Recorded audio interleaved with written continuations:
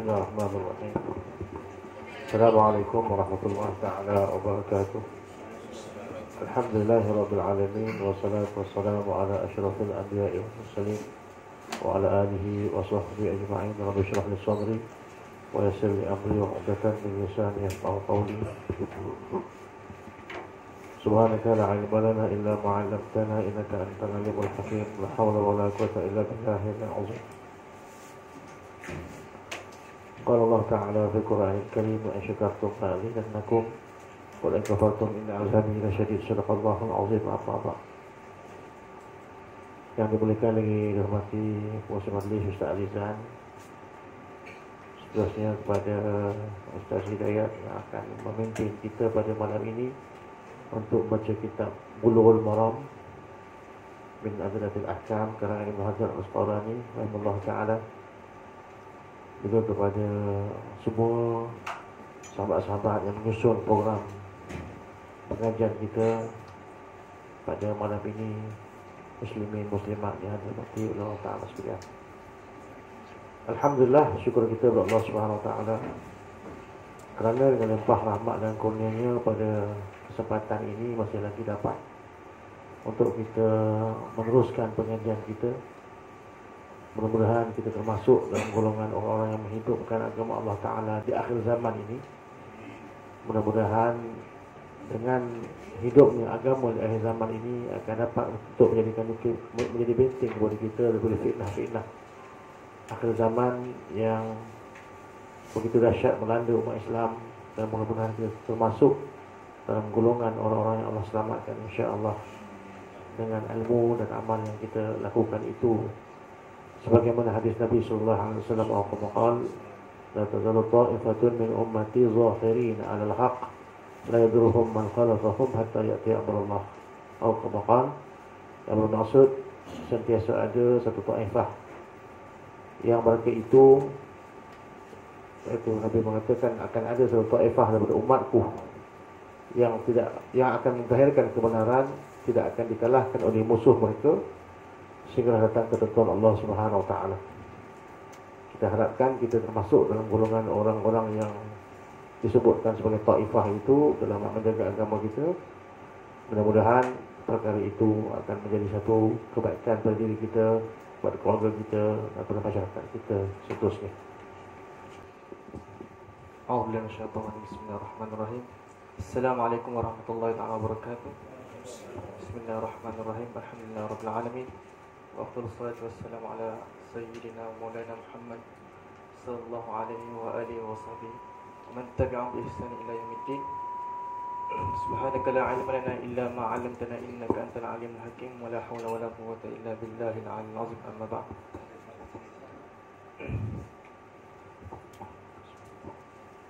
Yang saya hormati dan saya sanjungi Al-Fadil Tuan Guru Al-Fadil Dr. Syamsul Muhammad Nur. Seterusnya para asatizah, ibu ayah, tuan-tuan dan puan-puan yang dikasihi oleh Allah Subhanahu Wa Taala. Assalamualaikum warahmatullahi taala wabarakatuh. Alhamdulillah, syukur kita kepada Allah Subhanahu Wa Taala pada malam ini kita dapat bersama-sama dalam majlis pengajian ilmu fiqhul hadis, pengajian tafaqquh fid din, dan ini merupakan majlis yang pertama, muqaddimah untuk kitab Fiqhul Hadis yang kita akan sama-sama baca melalui karya Imam Amirul Mukminin Ibnu Hajar Al-Asqalani rahimahullah ta'ala, iaitu yang bertajuk Bulughul Maram, iaitu kitab tentang Fiqhul Hadis. Fiqhul Hadis. Baik. Terlebih dahulu sebelum saya mulakan pembacaan ini, mari kita bersama-sama kita sedekahkan Al-Fatihah kepada junjungan baginda Nabi Muhammad sallallahu alaihi wasallam. Begitu juga kepada ahli bait baginda, para sahabat serta tabi'in dan juga kepada para ulama yang mempertahankan agama ini dengan ilmu mereka, syuhada was salihin, dan khususnya kepada sahib muallif iaitu Al-Imam Ibnu Hajar Al-Asqalani rahimahullah ta'ala. Sya'ulillahillam al-Fatihah.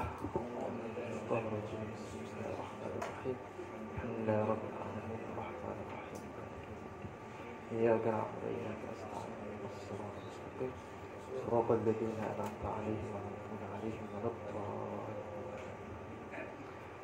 Baik, Alhamdulillah. Untuk permulaan ini semua kita baca pada kitabnya, kitab Bulughul Maram. Suka saya untuk menceritakan secara ringkasnya tentang siapakah muallif ini, siapakah penulis buku ini, iaitu beliau Imam Ibn Hajar. Nama sebenarnya Ahmad bin Ali, kalau dalam panjang dia lah, Ahmad bin Ali bin Muhammad bin Muhammad bin Ali bin Mahmud bin Ahmad bin Asqalani Al-Basri Al-Syafi'i. Itu nama panjang dia lah. Iaitu beliau lahir di Mesir, lahir di Mesir pada tahun 773 Hijrah, 773 Hijrah, dan wafat pada tahun 852. Jadi Al-Imam Amirul Mukminin Ibn Hajar Al-Asqalani, beliau wafat ketika mana? Ketika umur 79 tahun. Ketika umur 79 tahun. Baik. Seringkasnya Al-Imam Ibn Hajar ni biasanya imam ni dia dari kecil dia dah hafaz Al-Quran. Sebelum meningkat umur 10 tahun tu dia dah hafaz Quran semua. Dan kemudian para ulama ni kebiasaannya dia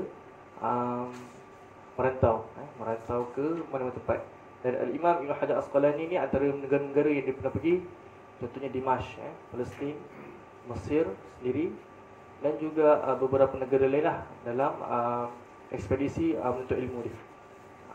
Jadi itu secara ringkas lah. Dan Imam Ibn Hajar ni kebiasaannya di sisi para penuntut ilmu sangat-sangatlah nama dia masyhur, kerana beliau merupakan salah seorang tokoh yang besar yang banyak memberi sumbangan, terutamanya dalam ilmu hadis. Bahkan Al-Imam Ibn Hajar ni sinonim dia, kalau kita sebut nama dia, orang akan ingat kebiasaannya kitab yang paling agung lah, iaitu kitab Fathul Bari. Fathul Bari Al-Imam Ibn Hajar lah.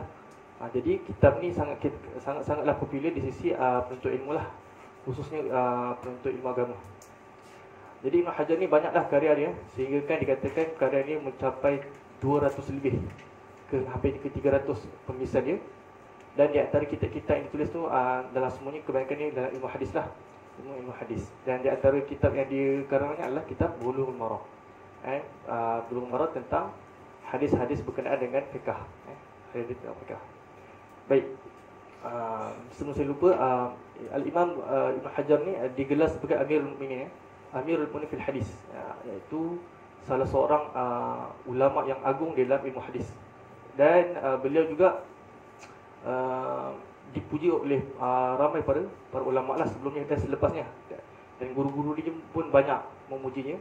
Di antara yang kita tengok pujian-pujian yang ada pada Al-Imam Ibn Hajar Asqalani, iaitu Imam As-Suyuti rahimahullah ta'ala dalam kitab dia Tabaqatul Huffaz, menyatakan bahawa dihikayatkan bahawa Al-Imam Ibn Hajar ketika mana di Mekah, beliau minum air Zam-Zam. Waktu tu umur kecil lagi. Kemudian dia niat dengan minum air Zam-Zam tu, bahawa dia niat dengan supaya ingatan dia itu setanding dengan Al-Imam Az-Zahabi rahimahullah ta'ala. Imam Az-Zahabi ni siapa? Imam Az-Zahabi ni seorang ulama juga, tokoh dalam hadis, dan seorang mu'arrikh juga yang menulis banyak kitab. Jadi dia berdoa ketika minum air Zam-Zam tu, dia supaya ingatan itu sama mencapai seperti Imam Az-Zahabi. Apa yang jadi? Bahkan dia setelah diminum tu, dan dia membesar, dan dia menjadi seorang tokoh yang lebih hebat dan lebih agung daripada Imam Az-Zahabi. Jadi ini kelebihan dan mustajab doa yang didoa oleh Al-Imam Ibn Hajar Asqalani. Itu merupakan kelebihan Imam Ibn Hajar Asqalani. Baik, kemudian sebelum tu kitab ini Bulughul Maram ni karangan Imam Ibn Hajar Asqalani mempunyai beberapa kriteria ataupun istimewa lah, keistimewaan kitab-kitab ini berbanding kitab-kitab yang lain. Antara keistimewaan kitab ini adalah yang pertama sekali yang disebutkan oleh Syekh Nuruddin Atir rahimahullah ta'ala, iaitu kitab ini dibina asas-asas hadis berkenaan dengan fiqh. Jadi Imam Ibn Hajar Asqalani dia menghimpunkan segala hadis-hadis yang terbentuknya asas-asas hukum syariat. Ada pada pelbagai rubuk ibadatnya, Hubung muamalatnya munakahat dan jinayat. Disusun. Ini merupakan hadis-hadis dikumpulkan itu merupakan asas-asas kepada pembentukan hukum. Itu adalah ciri-ciri pertama dalam kitab Bulughul Maram yang kita akan lalui. Yang kedua adalah Al-Imam Ibn Hajar juga dia membawa juga datang berkenaan dengan hadis-hadis berkenaan dengan adab, dengan doa dan akhlak. Nanti kat hujung hadis kitab ini kita akan banyak membicarakan tentang adab-adab dan akhlak. Itu merupakan keistimewaan kitab ini. Dan yang ketiga tentang Imam Ibn Hajar juga dalam kitab ini sentiasa setiap kali dia membawakan hadis, dia akan merungkaikan kalimah-kalimah itu, beberapa kalimah dalam hadis supaya kita lebih faham. Itu merupakan kelebihan yang ada pada kitab ini yang dibawa oleh Imam Ibn Hajar Asqalani. Dan yang seterusnya, yang keempat, Al-Imam Ibn Hajar ketika mana dia meriwayatkan hadis, beliau di akhir hadis itu akan menyebut hadis ini diriwayatkan oleh siapa dan status hadis tersebut. Ini juga merupakan kelebihan yang ada kitab ni yang tidak ada pada kitab-kitab sebelumnya. Jadi Imam Ibn Hajar ni seorang yang sangat detail lah, sangat teliti, sehingga beliau mampu untuk mendatangkan status hadis dan menghuraikan hadis, lafaz-lafaz hadis ini dengan baik. Baik, insya-Allah itu merupakan mukaddimah lah, pengenalan bagi kitab Bulughul Maram dan juga pengenalan bagi penulis kitab ini iaitu Imam Ibn Hajar Asqalani. Baik, bismillah. Jadi kita masuk berkitab pada permulaan kitab lah. Permulaan kitab pada mukaddimah Al-Imam Ibn Hajar Asqalani.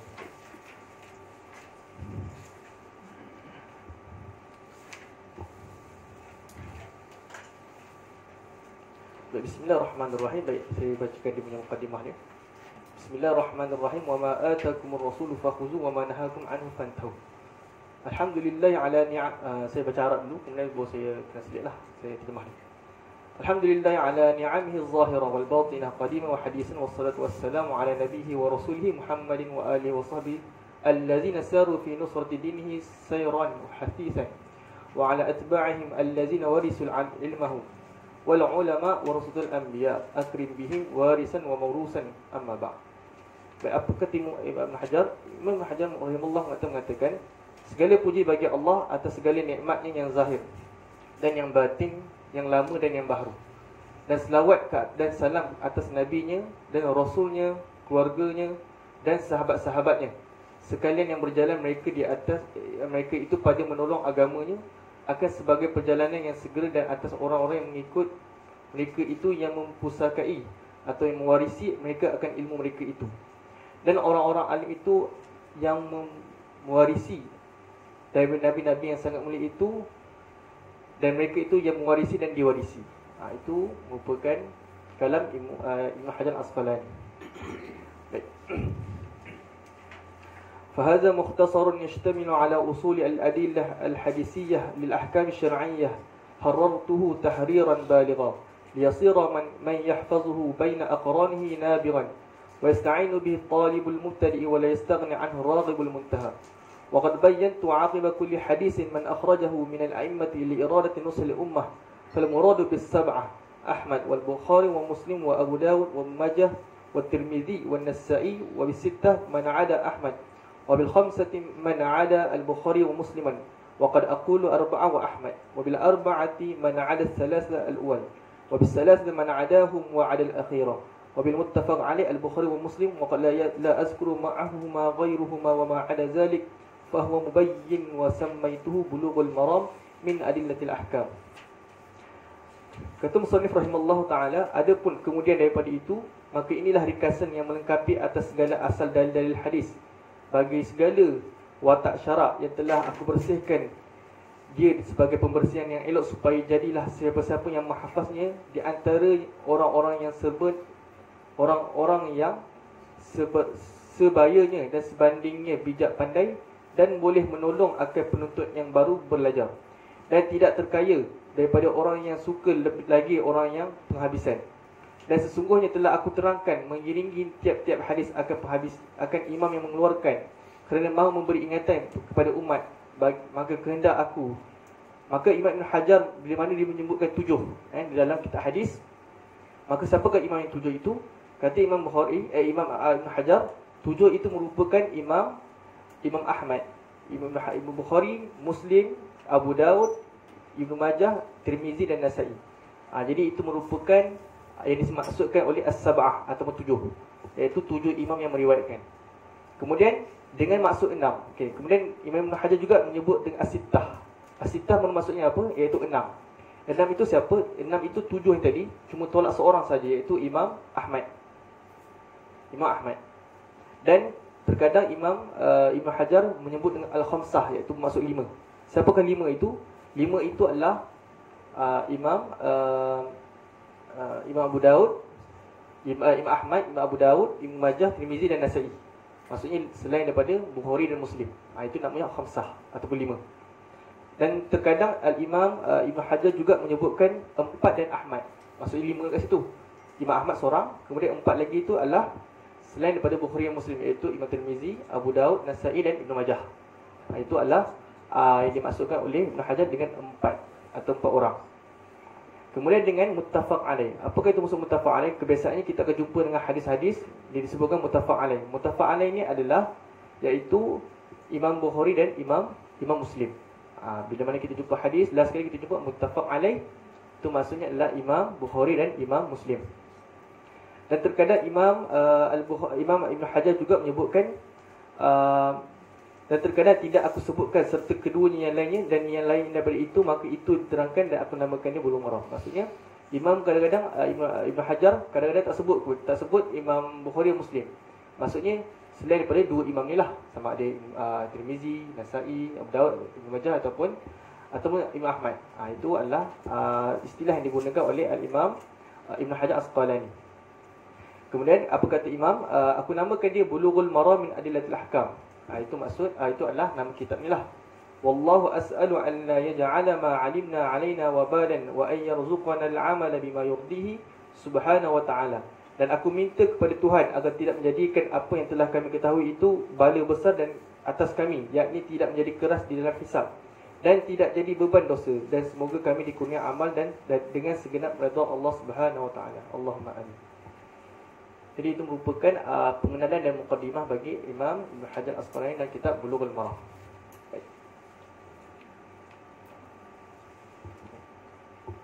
Baik. Jadi kita akan mulakan dengan hadis yang pertama, iaitu hadis berkenaan dengan Kitab At-Taharah. Kitab At-Taharah. Masing-masing dengan terjemahan ya. Terjemahan ya. Baik.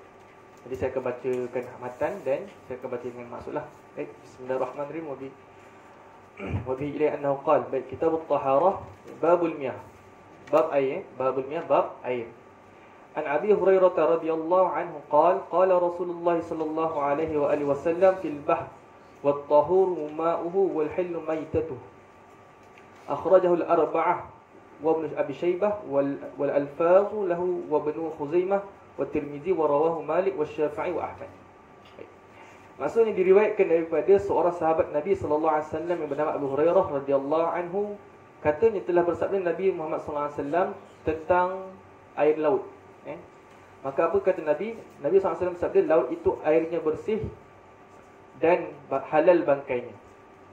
Hadis ini telah dikeluarkan oleh Imam 4 dan Ibnu Abi Shaybah, dan lafaz itu adalah yang tertulis dalam riwayat Ibnu Abi Shaybah, Ibnu Khuzaimah dan Tirmizi yang mengesahkannya. Dan hadis ini diriwayatkan pula oleh Imam Malik dan Imam Asy-Syafi'i dan Imam Ahmad radhiyallahu anhum.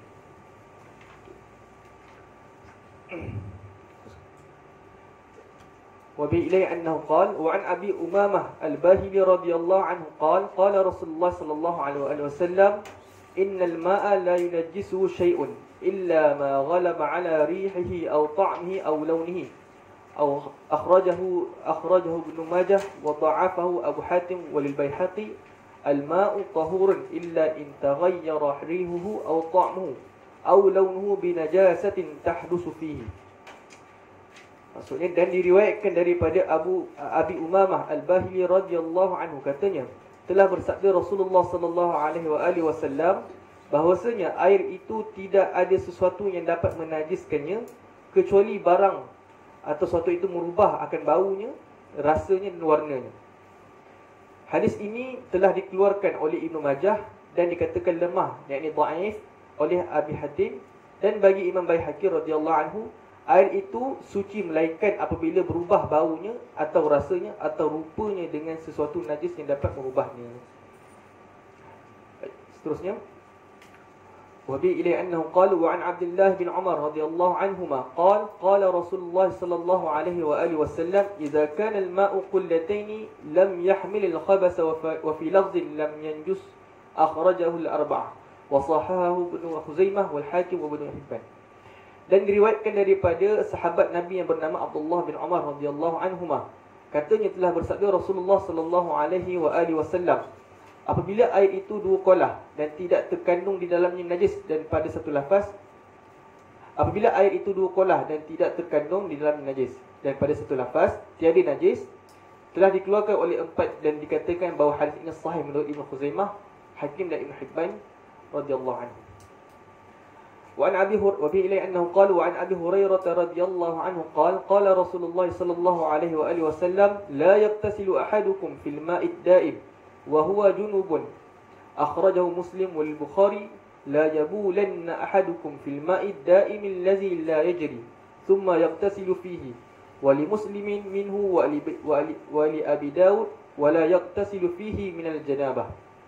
Dan diriwayatkan daripada seorang sahabat Nabi yang bernama Abu Hurairah radhiyallahu anhu, beliau berkata, telah bersabda Rasulullah sallallahu alaihi wa alihi wasallam, janganlah seseorang dari kamu mandi di dalam air yang diam sedangkan ia berjunub. Dikeluarkan oleh Imam Muslim, dan menurut riwayat Imam Bukhari, janganlah seseorang di antara kamu kencing pada air yang tidak mengalir, air yang diam, kemudian ia mandi di dalamnya seperti mana menurut Muslim, lalu ia mandi daripadanya. Dan di dalam riwayat Abi Daud, janganlah ia mandi jinabat di dalamnya. Wa bi ilai annahu qala wa an rajulin sahib an-nabiy sallallahu alaihi wa alihi wasallam qala naha Rasulullah sallallahu alaihi wasallam an taghtasil al-mar'atu bi fadli ar-rajul aw ar-rajulu bi fadli al-mar'ati wa yaqtarifa jami'an. Akhrajahu Abu Daud wan Nasa'i wa isnaduhu sahihun. Maksudnya, dan daripada seorang lelaki sahabat Nabi SAW, katanya Nabi telah melarang seorang perempuan yang mandi dengan air sisa lelaki atau lelaki dengan air sisa perempuan, tapi hendaklah masing-masing mencedoknya. Dikeluarkan oleh Abu Daud dan Nasa'i dengan sanad yang sahih. Wa fi ilayhi annahu qala wa Ali bin Abbas radhiyallahu anhuma anna an-nabiy sallallahu alaihi wa alihi wasallam kana yaghtasilu bi fadli Maimunah. أخرجه مسلم ولأصحاب السنن اغتسل بعض أزواج النبي صلى الله عليه وآله وسلم في جفنة فجاء ليغتسل منها وقالت إني كنت جنوبا فقال إن الماء لا يجنب وصححه الترمذي وابن خزيمة. Dan maksudnya, dan diriwayatkan daripada sepupu Rasulullah sallallahu alaihi wasallam yang bernama Abdullah bin Abbas radhiyallahu anhuma, bahwasanya Nabi sallallahu alaihi wasallam pernah mandi dalam sisa air mandi Maimunah, dikeluarkan oleh Muslim. Dan di dalam riwayat pengarang kitab Sunan, seorang isteri Nabi sallallahu alaihi wasallam pernah mandi di dalam bekas, kemudian datang Nabi sallallahu alaihi wasallam, beliau akan mandi dalam air bekas itu. Maka isteri Nabi sallallahu alaihi wasallam, isteri Nabi berkata, sesungguhnya saya tadi mandi junub di dalamnya. Maka Nabi sallallahu alaihi wasallam bersabda, sesungguhnya air itu tiada menjunubkan. Hadis sahih oleh Tirmizi dan Ibnu Khuzaimah. وبه إليه أنه قال وعن أبي هريرة رضي الله عنه قال رسول الله صلى الله عليه وآله وسلم طهور إناء أحدكم إذا ولغ فيه الكلب أن يغسله 7 مرات أو لاهن بالتراب. أخرجه مسلم وفي لفظ له فليرقه وللترمذي أخراهن أو أولاهن. Dan diriwayatkan daripada Abu Hurairah radhiyallahu anhu Abu Hurairah katanya, telah bersabda Rasulullah sallallahu alaihi wasallam, sucinya berjana seseorang daripada sekalian kamu apabila dijilat anjing adalah dibasuh 7 kali, permulaannya dicampur dengan tanah. Hadis ini telah dikeluarkan oleh Imam Muslim, dan pada satu lafaz baginya, iaitu bagi Imam Muslim, maka hendaklah ditumpahkan isinya, dan menurut riwayat Imam Tirmizi, penghabisan atau pertama dicampur dengan tanah. وبه إليه أنه قال وعن أبي قتادة رضي الله عنه أن رسول الله صلى الله عليه وآله وسلم قال في الهرة إنها ليست بنجس إنما هي من الطوافين عليكم أخرجه الأربعة وصححه الترمذي وابن خزيمة. Dan diriwayatkan daripada seorang sahabat yang namanya Abi Qatadah radhiyallahu anhu bahawasanya Rasulullah sallallahu alaihi wasallam bersabda tentang kucing, bahawasanya ia tiada najis. Jadi bahawasanya kucing itu bukanlah najis, namun ia daripada di antara binatang-binatang yang berada di sekeliling kamu. Hadis ini telah dikeluarkan oleh 4 imam dan oleh Imam Tirmizi, dan Ibnu Khuzaimah dikatakan sahih. Baik. Wa bi ilahi annahu qala wa an Anas bin Malik radhiyallahu anhu qala jaa a'rabi fabala fi ta'ifatil masjid fazajarahu an-nasu fanahahum Rasulullah sallallahu alaihi wasallam. فلما قضى بوله أمر النبي صلى الله عليه وسلم بذنوب من ماء فأهريق عليه متفق عليه.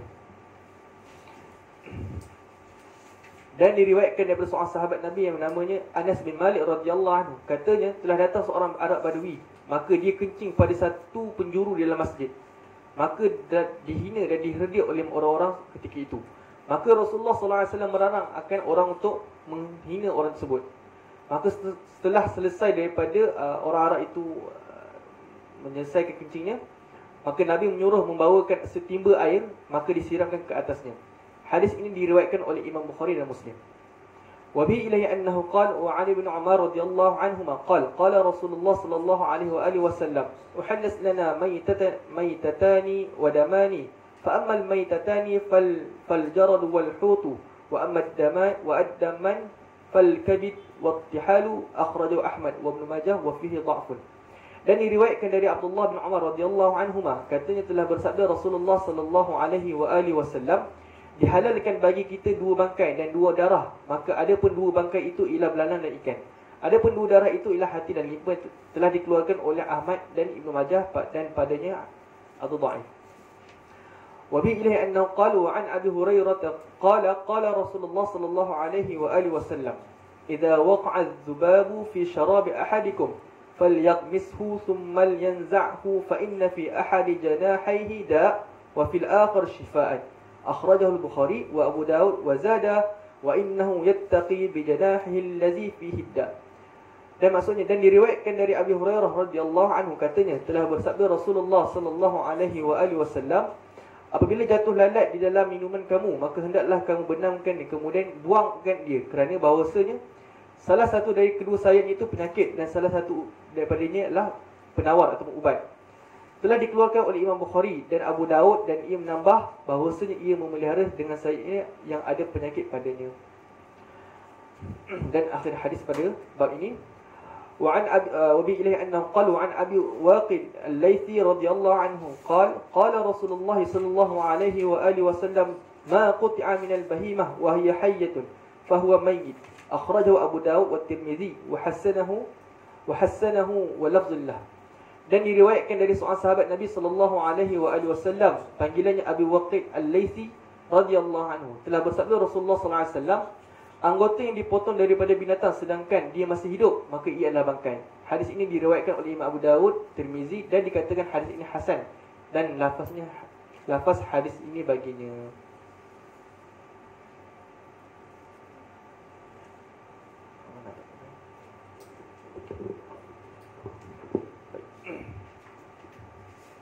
Baik. Baik, bismillah. Baik, 13 hadis yang kita bacakan tadi merupakan hadis berkenaan dengan air. Baik, Nabi SAW kat sini Imam Ibn Hajar menghimpunkan hadis-hadis berkenaan dengan air, bagaimana keadaan air dan apakah masalah-masalah air. Baik, kalau kita tengok pada hadis yang pertama tadi, Imam Ibn Hajar dibawa satu hadis berkenaan dengan tentang air laut. Air laut, status air laut. Baik, apa kata Nabi SAW ini untuk sekadar penambahan faedah yang daripada hadis ni. Apa kata Nabi tentang status air laut? Bahawa air laut tu adalah suci, dan bangkai ni juga suci, halal. Sebab wurudul hadis ataupun sebab penurunan hadis ini panjang. Kalau kita tengok pada kita hadis yang lain, bahawasanya berlaku ada satu kabilah atau kafilah daripada laut Ini sebab hadis, sebab turunnya hadis ini, iaitu berkenaan dengan satu kabilah ataupun satu kumpulan di mana ketika itu datang daripada laut, datang jumpa Nabi SAW, kemudian bertanya kepada Nabi SAW. Dia menceritakan keadaan diri dia. Hadis panjang. Dia bertanya kepada Nabi bahawasanya mereka mengembara, mereka berlayar ke laut. Kemudian mereka hanya bau sedikit saja air. Kata mereka, kalaulah kami minum air itu, maka kami tak ada wuduk, tak ada air ketika itu. Kalau kami ambil air wuduk, maka kami tak ada air untuk minum. Itu berkenaan dengan sebab hadis. Jadi sahabat yang bertanyalah kepada Nabi, macam mana kami nak selesaikan masalah ni, sama ada kami nak minum atau kami nak wuduk. Maka ketika itu, bila mana Nabi SAW tahu keadaan sahabat ni, dia mengembara dan naik berlayar kapal, apa kata Nabi? Kata Nabi, huwa tahuru ma'hu wal hilm maitatuh. Sahabat tanya, macam mana dengan air laut? Jadi Nabi pun menjawab. Jadi hadis ini dia menjawab persoalan sebenarnya. Hadis ini merupakan dia menjawab persoalan akan seorang sahabat berkenaan dengan status air laut. Dan kalau ikutkan, kalau tengok sini, ni antara balaghah, antara kebijaksanaan Nabi SAW. Hadis ini sahabat bertanya tentang air laut. Tapi apa kata Nabi? Wat tahuru ma'hu. Tapi Nabi tambah wal hillu maitatuh. Airnya suci dan halal bangkainya. Persoalan kenapa Nabi tambah hillu maitatuh? Ini merupakan salah satu yang dipersoalkan oleh para ulama hadis lah. Jadi antara jawapan ini menunjukkan kebijaksanaan Nabi, bahawa Nabi SAW ketika mana seorang sahabat itu bertanya, maka Nabi melihat keadaan keseluruhan keadaan dia. Bila mana seseorang itu dia mengembara dan berlayar ke laut, kebiasaannya bekalan tak banyak. Jadi ini menunjukkan Nabi SAW dia betul detail lah, dia tengok keadaan keseluruhan dia. Jadi kebiasaan orang berlayar ni, dia bekalan ni sedikit ataupun terbatas, sedikit lah. Kemudian air pun sedikit. Jadi Nabi pun menjawab itu untuk merungkai juga soalan-soalan lain, supaya nanti kalaulah tiba-tiba tak ada bekalan, jadi takkan nak datang balik ke Nabi kan. Jauh-jauh datang Nabi nak tanya tentang bangkai. Jadi Nabi SAW awal-awal dia cakap dah bahawa air laut itu halal, suci, dan bangkai itu halal. Nak menunjukkan apa? Nabi SAW ketika mana orang bertanya kepada beliau, baginda dia melihat pelbagai aspek, dan beliau tidak menjawab sekadar pada persoalan, tapi beliau melihat juga pada masa yang akan datang. Maksudnya melihat perkara-perkara yang akan berlaku. Jadi ini kata ulama hadis, antara Syekh Nuruddin Atir rahimahullah taala, ini merupakan bentuk salah satu bentuk kebijaksanaan ketika mana Nabi memberi fatwa atau menjawab soalan. Dan ini menunjukkan bahawa seorang mufti ataupun orang yang bertanya soalan tu, orang yang menjawab soalan tu perlu bijaklah untuk menjawab soalan. Kenapa? Kerana perlu melihat pada setiap sudut untuk menjawab soalan dengan sempurna. Ini merupakan salah satu hadis yang menunjukkan kebijaksanaan dan kehebatan Nabi SAW.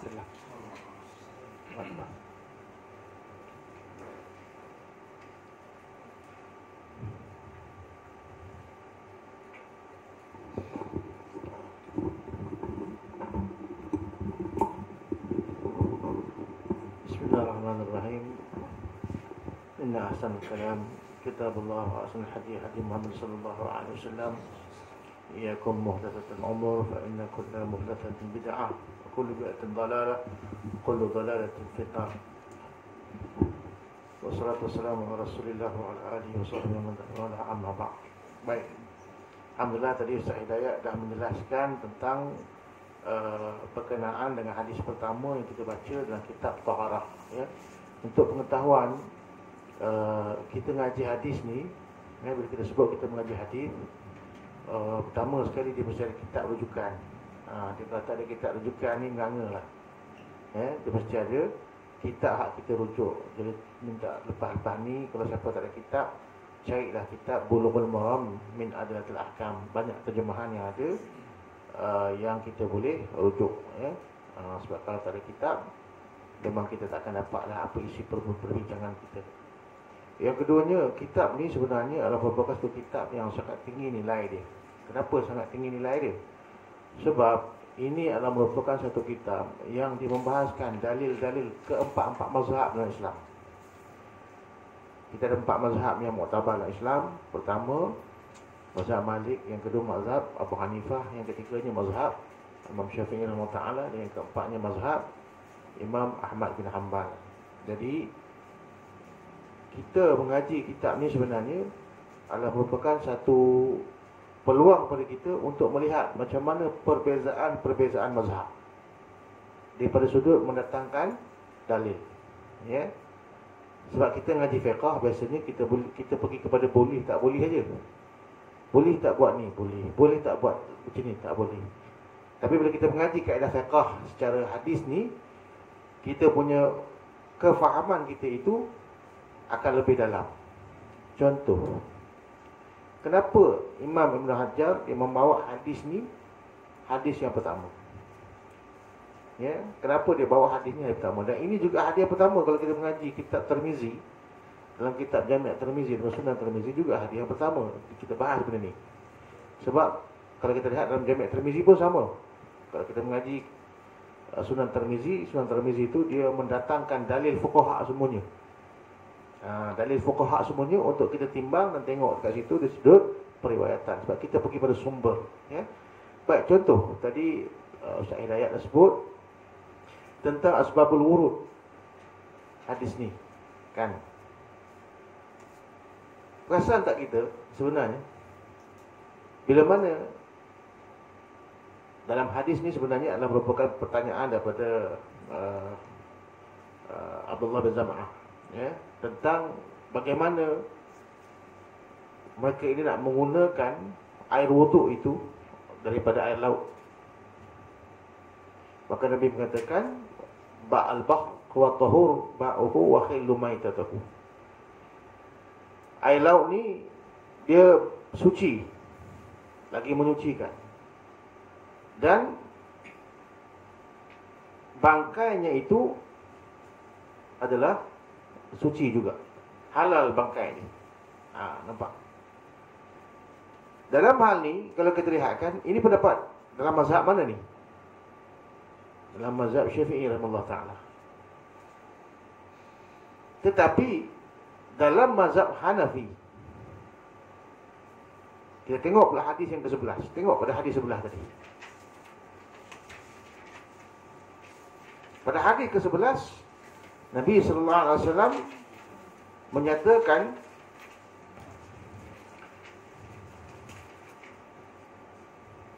uhillat lana maitatani wa damani fa immal maitatani fal jarat wal khut fa amma damani fal kabidu wat tihah. Dihalalkan kepada kami dua bentuk bangkai. Pertamanya adalah jarat, iaitu belalang, dan yang keduanya hut, ikan. Baik. Macam mana kita nak tengok dua hadis tadi? Hadis pertama, hadis sebelah tadi. Imam Syafi'i berdasarkan hadis yang pertama itu dan disandarkan kepada ayat 29 daripada surah Al-Baqarah, wallazi ja'alakum fil ardi jami'an. Dialah yang menjadikan dan menciptakan apa saja untuk kamu di atas muka bumi ini. Maka Imam Syafi'i buat kaedah. Dan mazhab Syafi'i dia ada kaedah. Apa dia? Al-aslu fil asya' al-ibahah. Tiap-tiap sesuatu asalnya adalah harus, hatta dalla dalil ala tahrimi, sehingga datangnya dalil yang mengatakan haram perkara itu. Maksudnya pada kita mazhab Syafi'i ini, apa pun mula-mulanya halal, kecuali ada perkara yang datang kemudiannya itu dalil yang mengharamkan. Kita tahu kalau kita mengaji usul fiqh, datang benda haram ni ada dua. Satu, haram itu bi'ainihi, dengan zatnya. Tapi kadang-kadang bi'ardihi, benda yang mendatang dia tak haram, tetapi benda yang mendatang itu menyebabkan dia haram. Duit tak haram, tapi duit kalau diambil secara rasuah dia haram. Baik. Jadi kita faham dekat situ bahawa dalam mazhab Syafi'i, apa aja kat dalam laut semuanya halal, berdasarkan keluasan. Kita katakan rahmat Allah SWT kepada setiap manusia. Dasarkan ayat daripada surah Al-Baqarah yang kita baca tadi, huwallazi ja'ala lakum fil ardi jami'ah. Allah menjadikan bagi kamu itu di atas muka bumi itu semuanya untuk kamu.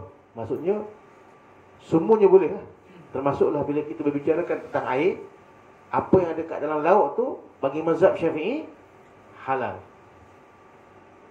Tetapi dalam mazhab Hanafi, kerana adanya hadis yang ke-11 tadi, ukhilat lana maitatan, dihalalkan kepada kami dua bangkai, iaitu pertama al-jarad wal hud. Nabi ada sebut pertama bangkai yang bangkai belalang, yang keduanya adalah ikan. Kenapa Nabi khususkan ikan? Jadi di sini pada pandangan mazhab Hanafi, bila Nabi sebut ikan, maksudnya dia menjadi pengkhususan kepada hadis pertama tadi yang dikatakan hillu maitatuhu, yang halal dia punya bangkainya. Tetapi yang halal tu Nabi kata sebenarnya adalah ikan saja. Maka dalam masalah ini, dalam mazhab Hanafi, dia buat satu dalil. Apa dalil dia? Al-aslu fil asya' at-tahrim. Bahawa asal kepada setiap sesuatu itu adalah haram dulu. Sebab apa? Dia ada dua dalil yang bertentangan ni. Jadi kita tak tahu mana satu yang betul atau mana satu yang kita amalkan, kita haramkan dulu. Jadi dasar mereka ini ikhtiyar. Dasar mereka ini adalah berjaga-jaga. Maka dalam mazhab dia, al-aslu fil asya' al-tahrim hatta dalla dalil ala tahlilihi. Setiap benda itu adalah haram dulu sehingga ada dalil mengatakan benda itu halal. Okey. Dalam mazhab Hanafi, sotong halal ke haram?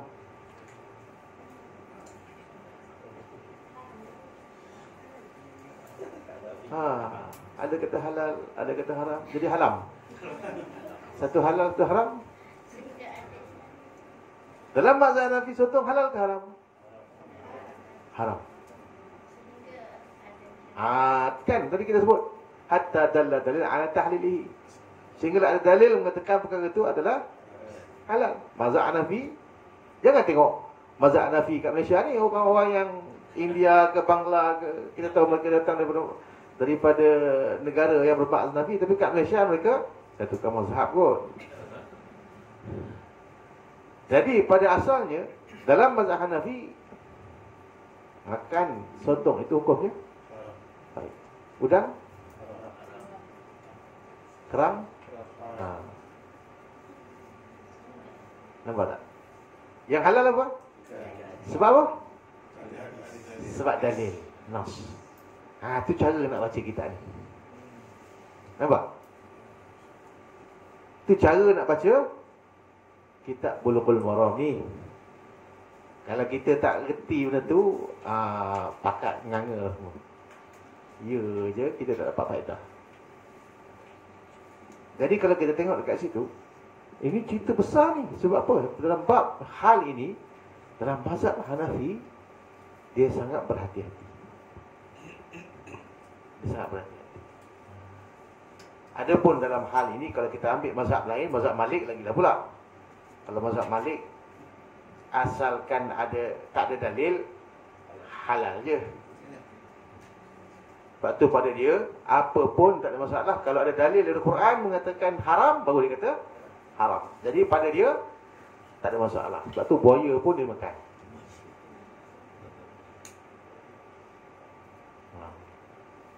Kan? Sebab ada hadis, nanti kita baca hadis nanti tentang makanan pula. Sebab Nabi ada larangan. Kan? Sebab yang dikatakan Nabi sallallahu alaihi wasallam, kan, an aklin kulli zidabin minal sibaq. Diharam ataupun ditegah oleh kami, oleh Nabi sallallahu alaihi wasallam, untuk makan setiap binatang yang ada padanya itu taring. Hadis itu sahih. Tapi dalam mazhab Maliki, Dia makan juga. Kenapa? Sebab buaya tu dia ada taring tak? Ada, tapi dia makan juga. Dia punya persoalan, kullu zinabi minas sibaq, binatang laut ke binatang darat. Sebab dia kata dalam hadis tu kata binatang darat, bukan laut. Jadi buaya laut ke darat? Dia punya habitat kat mana? Dia tidur kat mana? Itu khilaf. Jadi pada mereka itu bukan binatang darat, so boleh makan. Jadi dalam mazhab Hanafi, kalau ada pertikaian macam tu, paling teruk pun dia akan kata makruh.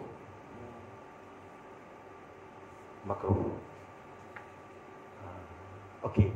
Itu kita nampak di antara 3 mazhab. Mazhab apa? Mazhab Syafi'i, Hanafi dan Maliki. Baik. Juga dimasukkan dalam bab ini, tadi kita dengar hadis berkenaan dengan jilatan anjing terhadap inap, terhadap bekas.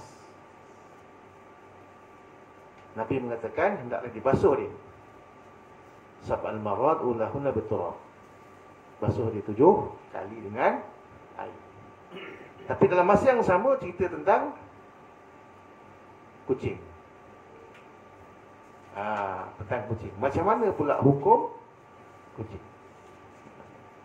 Jadi di sini kalau kita tengokkan, di sudut anjing, pada pandangan kita mazhab Syafi'i, kita pakai hadis tadi, iaitu kena basuh. Ada pun dalam mazhab Malik, sebabkan anjing ni dia ada disebut dalam Quran berkenaan dengan anjing yang dilatih. Dalam Quran kan ada sebut anjing pemburu. Maka dalam mazhab Malik, bila mana bertembung di antara nas Quran dan nas hadis, maka dimenangkan nas Quran. Maka pada dia anjing tak najis. Pada kita, bila ada nas yang begitu, kita pegang. Cukup dengan syarat sahih, cukup. Itu kita pegang sebagai dalil. Sebab dalam mazhab Malik, pada dia anjing tak ada masalah. Habis itu yang basuh tu kenapa? Yang diperintahkan oleh Nabi SAW tu basuh kenapa? Pada mereka itu tak budi saja. Secara benda yang kita ikut saja atas perintah itu, tapi tidaklah sebenarnya dia menghilangkan najis. Apa hujah dia? Hujah dia kata manusia. Manusia ni najis tak? Manusia ni najis tak? Tidak najis kan? Kenapa bila mati kena mandi? Kenapa bila mati kena mandi? Itu atas alasan apa tu? Atas alasan perintah. Begitulah hadis begitu. Ta'abudilah. Sama juga macam kes anjing tadi kata dia. Nampak tak? Jadi cara nak baca kitab ni macam tu lah. Cara nak baca dia macam tu. Jadi untuk peringkat awal ni, kita baca dulu. Baca. Supaya kita nampak kedudukan tu kat mana. Nanti bila kita bawa satu masalah fiqh, dah tahu. Ni dalil ni kat sini. Khilafnya macam ni. Khilaf dia panggil apa? Noktah ittifaq, intizak tu kita nampak. Kat mana dia sepakat, kat mana dia berpecah tu kita nampak. Jelas. Baik. Jadi segala bentuk istilah dalam hadis ni pun kena ambil perhatian juga. Sebab di hujung-hujung hadis tu dia kata ada akhrajah sab'ah. Apa akhrajah sab'ah? Dikeluarkan oleh 7. Apa maksud dikeluarkan oleh 7? Dikeluarkan oleh 6 yang kita tahu tu lah, Bukhari, Muslim, Abu Dawud, Tirmizi, Nasa'i, Ibn Majah, dan masuk satu lagi Ahmad. Baik, bila dia kata macam tu, apa faedah kita dapat? Faedahnya adalah kita tahu hadis tu ada di ke-7 kitab karangan ulama ni. Ke-7 karangan kitab ulama ini. Maksudnya apa? Maksudnya di sini, dalam tujuh kitab ni yang diiktiraf sahih berapa ni? Yang diiktiraf sahih.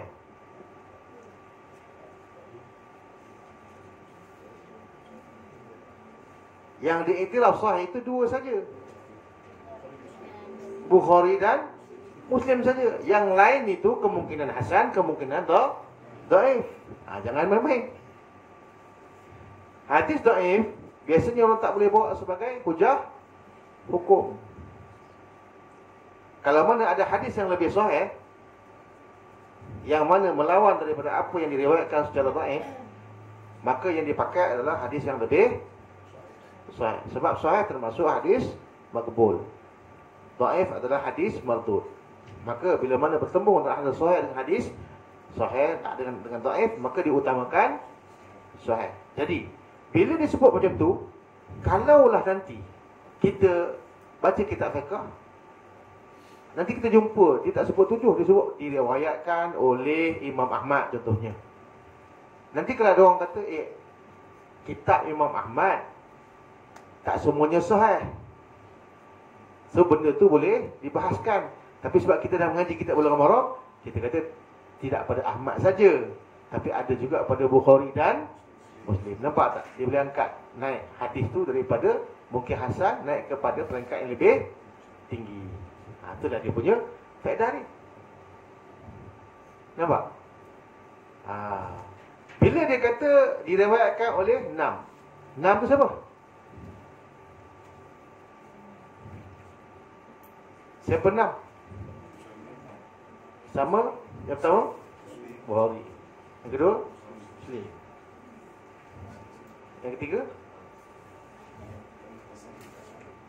yang ketiga kalau ikut kedudukan, pertama Bukhari, yang keduanya Muslim, ketiga Tirmizi ke Abu Daud? Abu Daud. Kemudian yang keempat Tirmizi, yang kelima Nasa'i, yang ke 6 Ibnu Majah. Baik, seorang pelajar hadis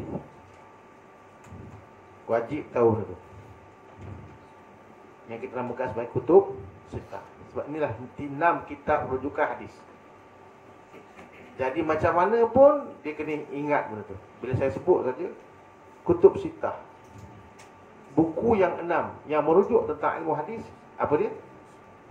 Pertama Al-Bukhari, yang keduanya Muslim, yang ketiganya Abu Daud, yang ketiga, yang keempatnya Sunan Tirmizi, yang kelimanya Sunan Nasa'i, dan yang keenamnya Sunan Ibnu Majah. Okey. Kena ingat tu hafalan tu. Kan? Jadi kita tahu 7 siapa. Kalau 6 siapa? Baik, kalau 5 siapa 5?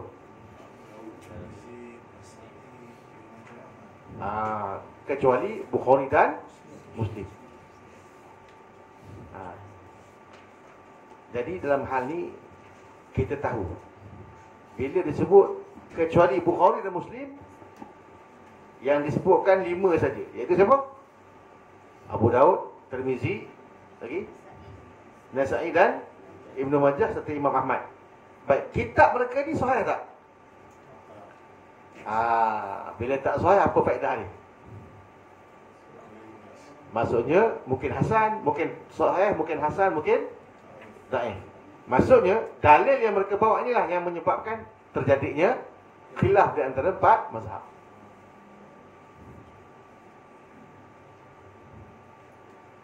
Dalil yang mereka bawa tu menjadi khilaf kepada 4 mazhab. Nampak tak? Okey, kalau dia kata 3,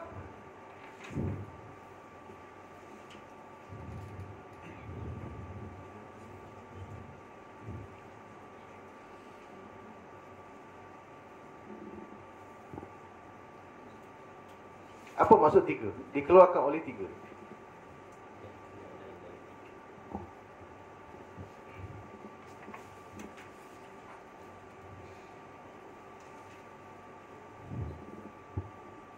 Maksudnya tolak 2 awal, tolak 2 akhir.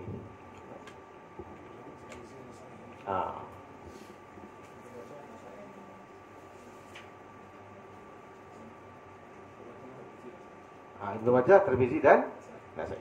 Okay. Maksudnya kalau masuk hadis-hadis Ibnu Majah, sebenarnya hadis Ibnu Majah ni banyak yang dhaif. Sampaikan dulu kita ngaji hadis, dia 5 je kitab, iaitu kitab Bukhari, Muslim, Abu Daud, Tirmizi dan Nasa'i saja. Tapi oleh kerana banyak benda yang kadang-kadang walaupun dhaif, tetapi dia itu membawa pada faedah, menjelaskan apa yang ada dalam kitab yang 5 ni, dimasukkan Ibnu Majah tu jadi kitab yang ke-6. Jadi keistimewaan kitab Ibnu Majah ni bila mana dimasukkan dalam satu bab rujukan, ya, maksudnya di situ kita tahu dalil-dalil yang dikeluarkan itu boleh dipertikaikan. Tetapi dengan adanya Abu Daud dan Tirmizi, maka hadis dari Ibnu Majah tu dia boleh diangkat balik menjadi lebih tinggi daripada apa yang ada pada asal. Dalam ilmu hadis, perkara ini dipanggil kaedah mutaba'at, syawahid ataupun i'tibar.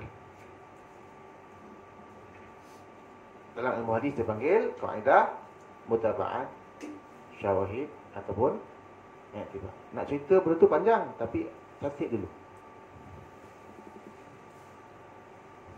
Baik, kalau dia kata diriwayatkan oleh 2 orang saja, muttafaqun alaih, siapa maksud dia tu?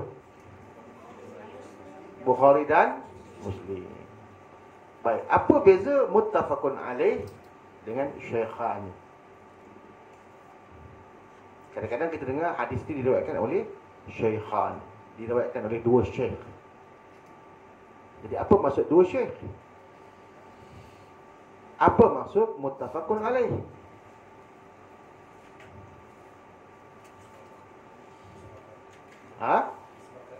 Apa beza dia? Disepakati oleh 2 orang itu muttafaqun alaih, Bukhari Muslim juga. Tapi bila dikatakan akhrajahu syaikhani, dikeluarkan juga oleh 2 syekh, Bukhari Muslim juga. Apa beza 2 istilah ni?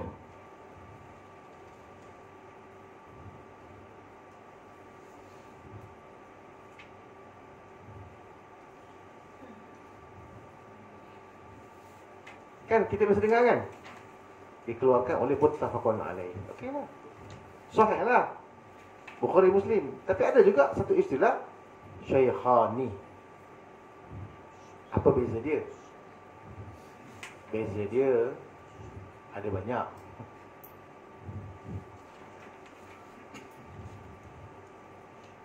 Pada hadis yang digelarkan muttafaqun alaih, pertama sekali dia hadis sahih.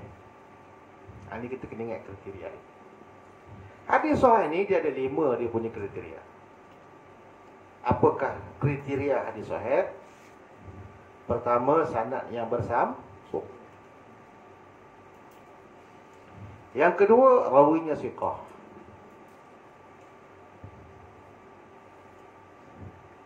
Yang ketiganya, dhabit. Dhabit ni cara penyimpanan itu sempurna. Sama ada dalam hafalan, dalam dada, ataupun dalam bentuk tulisan. Hadis tu ketika dikeluarkan, dia tidak terputus-putus, tergagak-gagak. Sebab dari segi penyimpanan hafalan tu, dia dah ambil kira. Kalau tak ingat dekat fikiran ataupun hati, dia tulis dekat buku, dalam kitab dia. Dia panggil dhabit bil kitab. Dhabit bil kitabah. Itu syarat yang ketiga. Syarat yang keempat ialah bersih dia daripada syaz. Syaz ni maksudnya keraguan, tapi dimasukkan dalam istilah ilmu hadis mukhalafatus siqah. Maksudnya hadis ni kadang-kadang sahih, tapi berlawanan dengan hadis sahih yang lain, yang seumpamanya ataupun yang lebih kuat daripada dia. Jadi dia panggil syaz. Dan yang kelimanya bersih daripada ilat. Ilat ni kecacatan yang ada pada hadis. Dan ilat ni adalah pelajaran paling susah dalam ilmu hadis. Nak mengetahui kecacatan hadis ni mestilah seorang yang memang melazimi akan hadis. Kadang-kadang nama tertukar.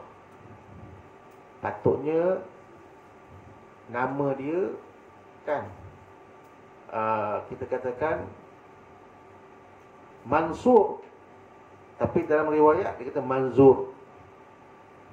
Dia tukar sikit. Jadi itu pun dia ambil kira cacat. Kadang-kadang tertukar, bin tertukar. Patut anak bin bapa dia, tapi bapa bin anak pula. Ahmad bin Muhammad jadi Muhammad bin Ahmad. Itu dinamakan sebagai kecacatan dalam hadis. Atau kadang-kadang itu pada sanad, pada rawi, kadang-kadang pada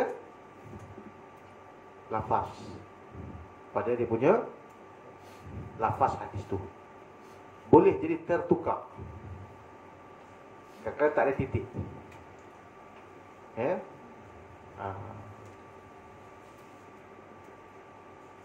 kadang-kadang dia tertinggal ya dia, kadang-kadang tertinggal hamzah dia, yang boleh menyebabkan akan silap faham. Dia jadi makna lain. Ya. Contoh sunat cincin pakai akik. Khatam dengan apa, ada di situ dia silap, dia punya titik saja. Satu bermaksud cincin, satu lagi masuk khemah. Hadis itu sebenarnya masuk berkemah di akik tu. Bukan pakai batu akik. Jadi dia terkhilaf kat situ, menyebabkan berubah hukum. Itu kita namakan ilat. Panjang bab cerita ilat ni. Secara kesimpulan, syarah hadis sahih ada berapa? Apa dia? Sanad sambung, rawi siapa? Okey. Okey. Ini syarah hadis sahih. Dan inilah syarat dua kitab yang kita sebutkan tadi, iaitu kitab Imam Bukhari dan kitab Imam Muslim. Yang kita sebut Sahih Bukhari dan Sahih Muslim. Dan syarat ini tidak ada pada 4 kitab yang lainnya. Ada 5 kitab yang lainnya. Apa dia? Abu Daud, Tirmizi, Nasa'i dan Ibnu Majah. Sebab tu kitab mereka tak boleh kata sahih. Tidak boleh kata sahih. Kita kata apa? Kita panggil kitab mereka kitab apa? Sunan.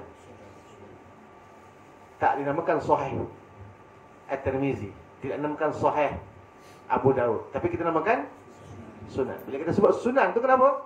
Sebab padanya itu ada hadis sahih, ada hadis hasan, ada hadis dhaif. So jangan kita balun semua sahih.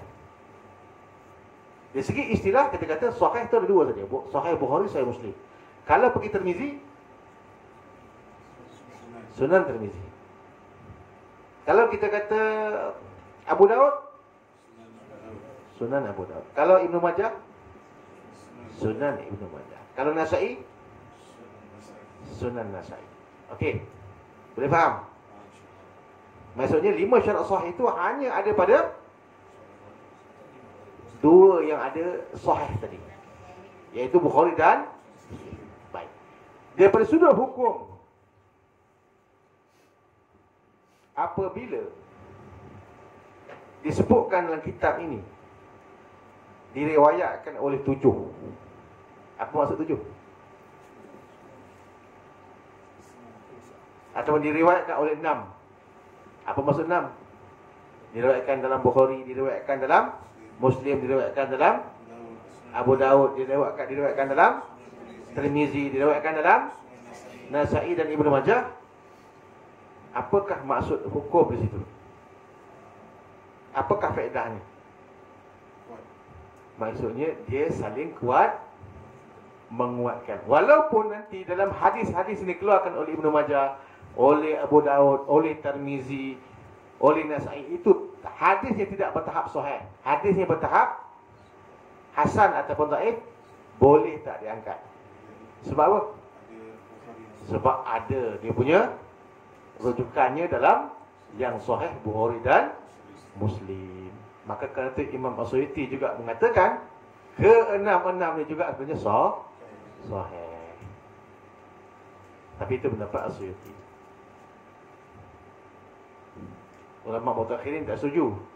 Tapi bila kita tengok pada sebab apa As-Suyuti kata gitu, oh, sebab dia saling kuat dan Ibn Hajar guna tak kaedah tu? Dia guna tak? Dia guna benda tu. Sebab dia tu bagi tahu tu. Dia riwayatkan 6, dia riwayatkan 4, dia riwayatkan 3. Maksudnya, kita ni tak kaji dah. Kitab yang 7 tu, kita tak baca semua je kitab tu. Ada kita semua nak baca kitab macam tu? Kitab Sunan Ahmad. Oh, Sunan Ahmad tak ada 20 jilid. Kita nak baca ke? Memang kita tak baca je. Tapi bila mana Ibn Hajar dia dah baca dan dia buat kesimpulan benda tu adalah Ahmad, adalah. Bila kita tengok Sunan Tirmizi, kita tak baca semua dalam Sunan Tirmizi, tapi bila Ibn Hajar sebut benda ni adalah Tirmizi, memang betul dalam Tirmizi lah. Dan kalau dia kata dalam Tirmizi ada, dalam Abu Daud ada, dalam Ibn Majah ada, okey, maksudnya apa? Dia ada kuat menguat. Dia ada jalan untuk, kita namakan tadi, mutaba'at dan syawahid, untuk kuat menguat. Okey, boleh faham kan? Okey, itu syarat sahih. Jadi syarat sahih pada hakikatnya ada pada berapa kitab? Apa dia? Sahih Bukhari dan Sahih Muslim.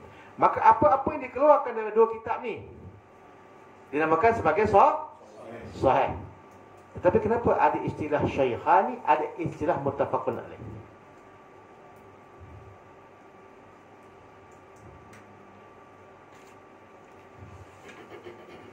Baik.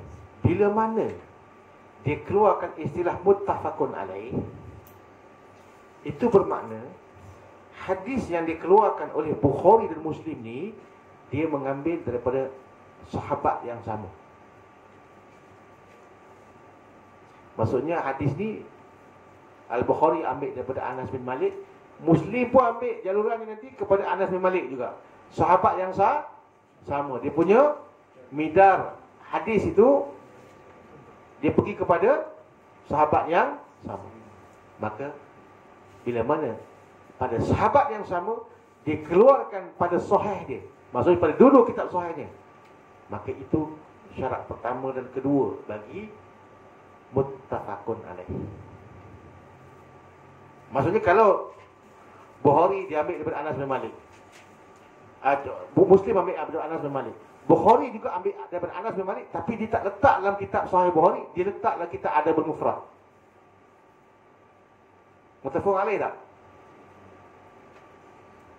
Hadis yang sama, jalurannya sama, dinamakan muttafaqun alaih tak? Tak. Sebab Bukhari tak mengeluarkan hadis itu dalam sahih dia. Dia letakkan dalam Adabul Mufrad. Adabul Mufrad ini ada hadis sahih, ada hadis hasan, ada hadis dhaif pun, walaupun dikarang oleh Bukhari. Jadi syarat pertama muttafaqun alaih adalah sahabat sama. Syarat keduanya adalah dikeluarkan dalam kitab yang sama, iaitu sahih. Kalau dibuat macam tu, contohnya Bukhari diletak benda tu dalam Adabul Mufrad, maka hadis itu tak dinamakan sebagai muttafaqun alaih, dinamakan sebagai syaikhan. Ataupun hadis itu sama, tapi Bukhari meriwayatkan daripada Anas bin Malik, Muslim meriwayatkan daripada Abu Hurairah. Dua sahabat yang berbeza, matanya sama, kembalinya kepada Nabi SAW juga, tetapi melalui dua jalan sahabat yang berbeza. Maka hadis itu digelarkan sebagai syaikhani. Malam ni kita belajar mustalah hadis sikit. Jadi itu syarat pertama. Syarat kedua, adapun syarat ketiga, hadis muttafaqun alaih, ialah hadis yang dikeluarkan itu dia mesti musnad, bersambung sanadnya. Sebab itu syarat hadis sahih. Tapi dalam seni Al-Bukhari ada kadang-kadang dalam, bukan kadang-kadang, banyak sebenarnya, dalam 100 hadis dalam Bukhari dia riwayatkan secara mu'allaq.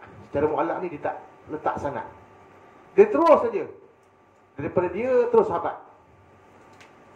Hadis itu sahih tak? Hadis itu sahih. Tapi tak ada sanad.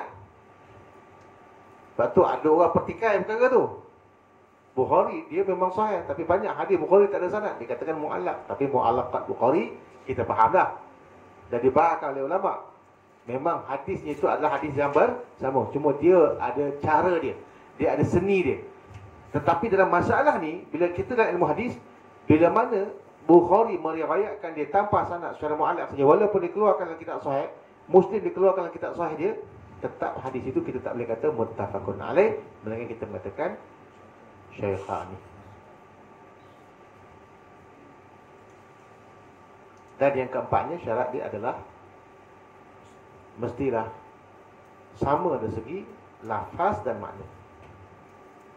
Sebab kadang-kadang tak sama segi lafaz, sikit-sikit tak sama. Ada perkataan-perkataan yang berbeza, tapi maknanya sama.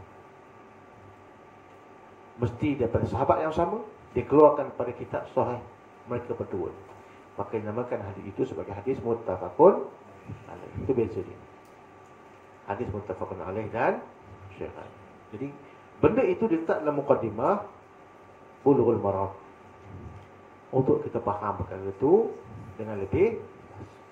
Jadi tak saja-saja tu disebutkan 3, 4, 5, 6, 7 tu bukan saja-saja. Dia punya perbahasannya besar. Jelas? Cukup dah kot malam ni. Ilmu hadis ni kalau kita ngaji lagi dia pening ni, Kalau tak betul-betul ada asas. Cuma kalau boleh lepas ni kita ada kitab dan kita ada cerita, ya. Kalau boleh seorang baca Arab, seorang terjemah. Seorang baca Arab, seorang terjemah. Ya. Supaya nampak ada majlis lah macam tu. Jadi kalau seorang baca, dia baca terjemah, dia baca matan dari terjemah, nanti yang lain tidur. Kalau boleh dia baca matan, seorang-seorang baca terjemah. Sebab kita nak mengambil barakah daripada hadis Nabi sallallahu alaihi wasallam yang Nabi mengatakan balighu anni walau ayah, ya. Sampaikanlah daripada ku ini satu hadis yang kita nak sampaikan kepada masyarakat, ya. Baik. Jadi secara kesimpulan tadi kita belajar dalam bab yang pertama tentang masalah apa? Masalah air, ya. Masalah air. Baik, kalau hadis yang kedua tentang hadis yang berkaitan dengan najis, ya. Maksudnya dekat sini yang berkaitan dengan yang kedua, Yang kedua air itu adalah suci dan tidak yang menajiskan akan dia.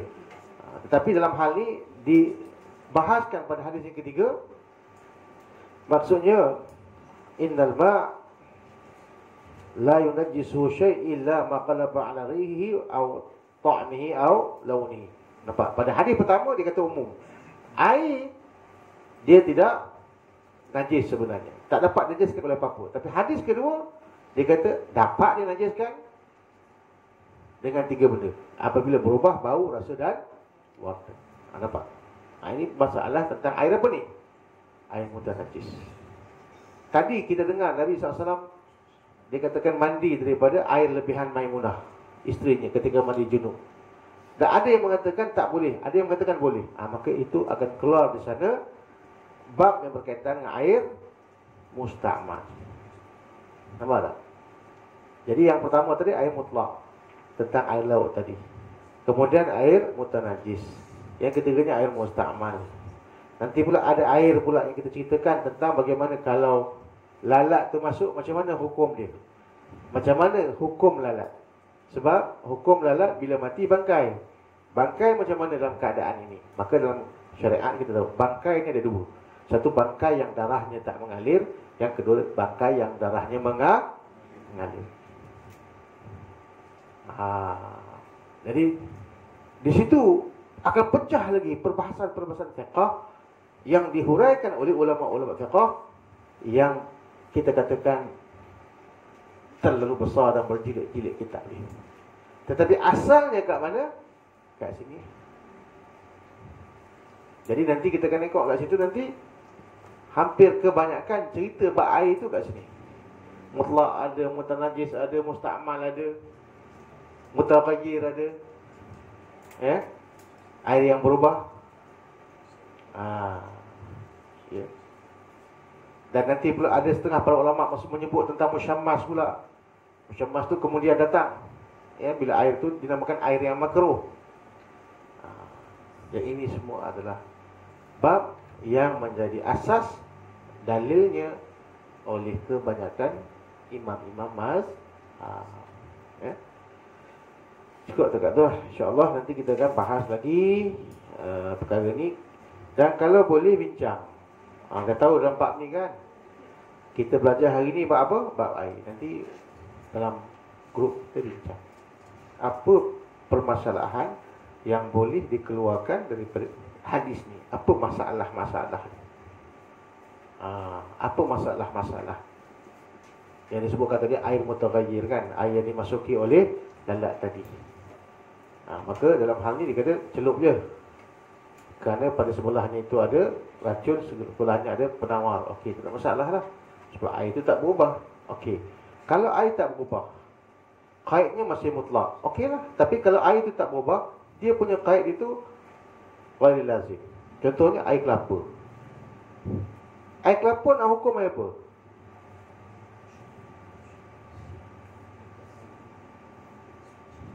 Air kelapa. Kalau kita kata rasa dia manis, takkan kot nak buat sembahyang. Tu air laut tu masih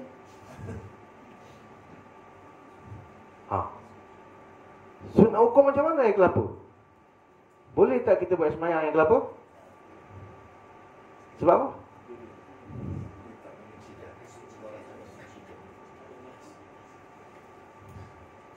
Sebab apa?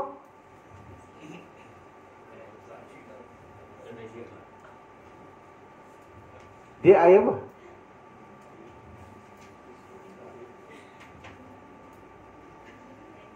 Nanti Ustaz Hidayat akan jelaskan lebih lanjutlah air yang lazim dengan ghair lazim. Kalau air itu lazim, air kopi contohnya kan. Tapi benda tu ada campur tangan dengan manusia. Tapi air kelapa, dia tak ada campur tangan manusia, dia memang macam tu lah. Macam mana hukum? Nanti insyaAllah kita akan bincang perkara itu dengan lebih lanjut. Tapi maksudnya dekat situlah kita akan dapat soalan-soalan dia. Kita akan dapat soalan-soalan dia dan bincangkan nanti dalam satu bab sampailah kita habis. Cuma dalam hal ni kita tidak bincang banyak masalah fiqh sangat, sebab kita nak dapatkan sanad, kita nak habiskan cepat-cepat bacaan tu, bacaan hadis tu. Cara baca hadis ni macam kita tadarus juga, macam kita baca Quran juga. Kan kita baca Quran kan kita reti pun makna dia, kan? Tapi dapat khatam lah. Macam itulah kita kali ni baca kitab Bulughul Maram, kita baca satan laju-laju, sebab kita nak khatam. Nanti kita tahu bab tu kat mana. Nanti sekali pusing lagi untuk kita tahu faedah-faedah hukum dan sebagainya. Yang itu kita akan bahas secara lebih detail lah. Ya. Wallahu ta'ala. Cukup setakat tu. Ada soalan boleh tanyalah.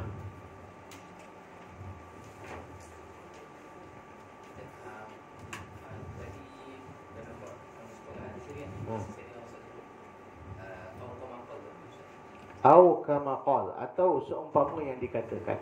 Bila kita mengaji hadis, di antara adab bila mana kita telah membacakan hadis, kita mengatakan au kama qala, sebagaimana yang telah diucapkan oleh baginda Nabi sallallahu alaihi wasallam.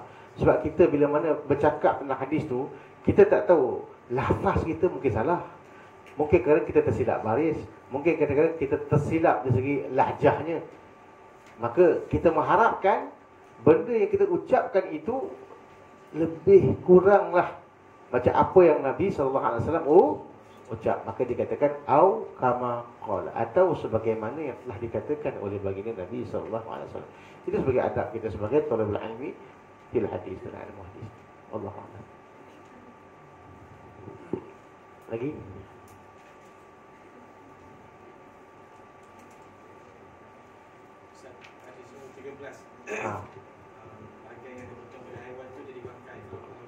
Okey. Jadi kat situ ada dalil. Sebab bulu tu dimasukkan kepada apa? dimasukkan kepada kulit kan. Kullu ihabin dubiqa lahu faqat tahur. Setiap kulit yang kalau disamak dia, maka dia akan jadi suci. Tahu. Jadi dalam hal ni, bila mana perkara itu dibahaskan tentang masalah bulu biri-biri, maka dalam hal ini, hal itu ada dalam nas. Menyatakan bahawa zaman dahulu memang telah digunakan perkara itu di zaman Nabi sallallahu alaihi wasallam. Maka dalam hal ini bulu biri-biri tidak dimasukkan dalam istilah daging. Yang dimasukkan itu adalah anggota daging dia. Anggota daging dia. Jadi dalam persoalan bulu ni, kalaulah mana biri-biri itu halal, maka bulu yang diambil daripada binatang yang halal, hukumnya halal. Sebab tu dalam mazhab Syafi'i, bulu kucing ada masalah. Sebab apa? Sebab masalah kucing tak halal. Sebab tu ulama fiqh sebut, kalau banyak bulu kucing tu, dia menyebabkan najis. Tetapi banyak ni dinilaikan sebagai sesuatu yang qadar urufnya itu macam mana. Ada setengah kitab mengatakan lebih 3 boleh jadi najis. Ada. Tapi kita ambil secara uruf, maksud 3 tu jamak, lebih banyak lah. Maksudnya bila kita kata baju tu habis penuh dengan baju kucing, maka di situ tak boleh kita sembahyang dengan baju tersebut kerana dinisbahkan banyak. Tapi kalau setakat 1, 2 tak apa. Masalahnya kenapa? Kerana bulu kucing itu datang daripada kucing yang haram dimakan. Khilaf dengan mazhab Malik. Dalam mazhab Malik, kucing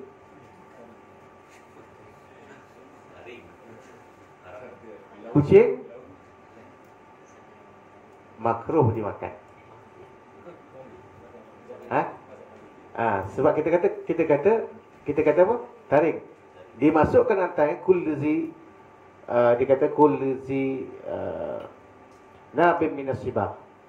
Yang dimasukkan itu adalah binatang buas. Kucing bukan binatang buas.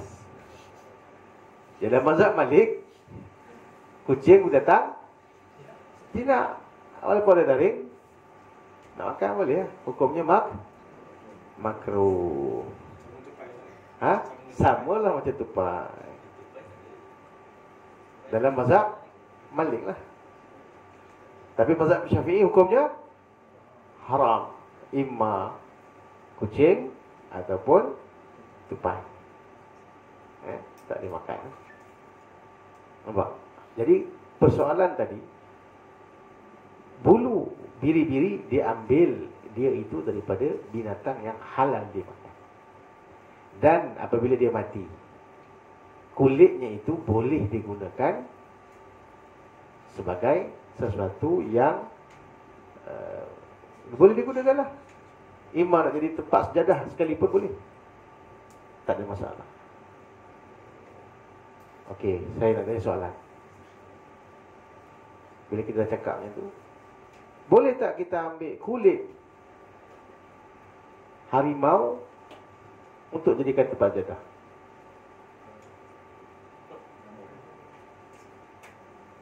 Kan biasa kan ada orang yang dia suka letak apa tu? Dia tembak harimau, lepas tu kulit harimau tu letak sebagai satu kebanggaan dia lah. Boleh tak kita jadikan tu sebagai tempat jadah? Kulit beruang contohnya. Boleh tak? Sebab apa? Dah dapat lah. Sahawan tu haram dimakan. Maka bulunya juga adalah haram. Binatang halal tak disembelih. Boleh tak gunakan kulit dia? Kullu ihabin dubiqa lahu faqat tahur. Hadis tu umum. Tiap-tiap kulit yang dibasuh dia itu, atau disamak dia itu, maka dia jadi suci. Ada satu ketika Nabi sallallahu alaihi wasallam duduk dengan isterinya, lalu terlihatlah kepada mereka akan kambing yang dah meninggal Kambing dah meninggal lah. Kambing yang dah mati, kan? Maka di waktu tu mereka mengatakan busuk dan sebagainya. Nabi kata, kenapa tak ambil kulitnya? Ada hadis tu. Kenapa tak ambil kulitnya? Kerana kulitnya tu masih boleh digunakan. Nanti dalam bab Samak nanti kita akan berjumpa dalam kitab ni. Kulit tu boleh pakai. Walaupun dia jadi bangkai, dia mati bukan sebab sembelih. Mati dia kerana tak kisahlah apa hal, tetap kulitnya itu boleh dimanfaatkan. Berdasarkan kaedah umum pada hadis yang kita baca tadi. Kullu ihab dubighallahu faqat tuhur. Tetapi dalam masalah ni dia ada had. Pada kita ada had. Walaupun dia kata setiap kulit. So pada kita ada had, iaitu kulit semua binatang kecuali anjing dan babi dan keturunannya. Tetapi dakwah zahiri dia umumkan semua, hatta anjing dan babi. Itu dalam bab lain lah, dalam dakwah zahiri. Tapi kita tak guna pendapat itu sebab anjing dan babi pada kita haram dan mutawallid lah, ataupun yang lahir daripada kedua. Jelas? Okey? Saya rasa cukup dekat tu. Nanti kita sambung lagi. Aku ni qali hadza wa astaghfirullah li wa lakum. Assalamualaikum warahmatullahi taala wabarakatuh. Kita akhir pada kita dengan tasbih kifarah dan salatullah. Subhanallah wa bihamdihi asyhadu an la ilaha illa anta astaghfiruka wa atubu ilaik. Bismillahirrahmanirrahim. Wa na'udzu billahi min syarri anfusina allazina amanu wa amilus solihat. وتواصوا بالحق وتواصوا بالصبر. الله تعالى وعلم ما توفق والله من عونكم.